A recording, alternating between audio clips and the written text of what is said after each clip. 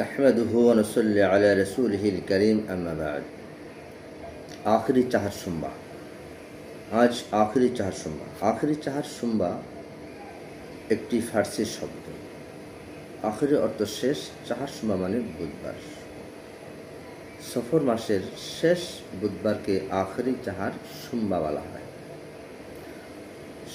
সফর মাসের শেষ বুধবার এই ঐতিহাসিক ও উল্লেখযোগ্য দিন হিসেবে খ্যাত।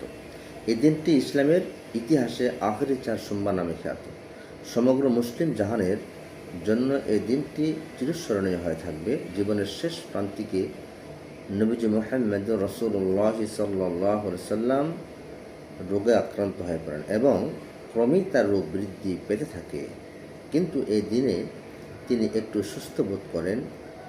তখনই তিনি গোসল করে একটু স্বস্তি এবং সুস্থতা লাভ করেন। বিভিন্ন সিরাত গ্রন্থে থেকে জানা যায় যে এই দিনের গোসলই তার জীবনের শেষ গোসল ছিল। এই বুধবারের পরে তিনি আর সুস্থতা লাভ করেননি। ক্রমান্বয়ে তিনি উত্তরোত্তর অসুস্থতা বৃদ্ধি পেয়েছিল। তাই হিজরি একাদশ সনের সফর মাসের শেষ বুধবারকে আখিরি চাহার সুম্বা বলা হয়।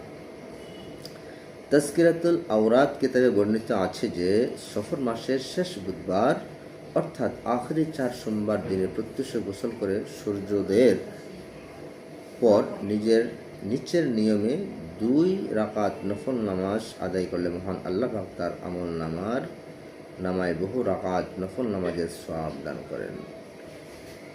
নামাজ আদায়ের নিয়ম হলো প্রত্যেক রাকাতে সূরা ফাতিহার পর 11 বার করে সূরা ইখলাস পাঠ করবে। এইভাবে নামাজ আদায় করে নিচের প্রথম দুরূদ অর্থাৎ আল্লাহুম্মা সাল্লি আলা মুহাম্মাদিন নবিয়্যিল উম্মি ওয়া আলা আলিহি ওয়া আসহাবিহি ওয়া বারিক ওয়া সাল্লিম।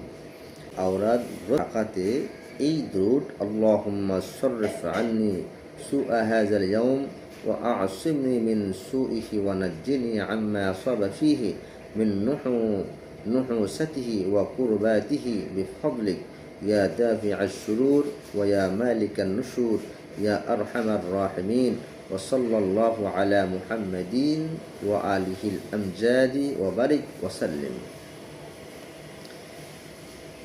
তাজকিরাতুল আওরাত গ্রন্থে আরও বলা হয়েছে যে সফর মাসের শেষ বুধবার আখিরি চাহার সোমবার দিনে 5 ওয়াক্ত নামাজ জামাত সহকারে আদায় করার পর অর্থাৎ এশার নামাজের পর নিচের 7টি আয়াত পাঠ করে নিজের শরীরে ফুঁক দিলে এবং একটি পানের উপর মেশক জাফরানের কালি জাফরান দ্বারা লিখে সেই পান ধুয়ে ওই পানি পান করলে মহান আল্লাহ পাকের রহমতে ওই ব্যক্তি সব রকম বিপদ আপদ এবং রোগ ব্যাধি থেকে মুক্ত থাকবে। এই আয়াত 7টিকে আয়াতে সালাম বলা হয়। আয়াত 7টি হলো সালামুন কওলাম মির রাব্বির রহিম, সালামুন আলা নূহিন ফিল আলামিন, সালামুন আলা ইব্রাহিম, সালামুন আলা মূসা ওয়া হারুন, সালামুন আলা ইলিয়াসিন,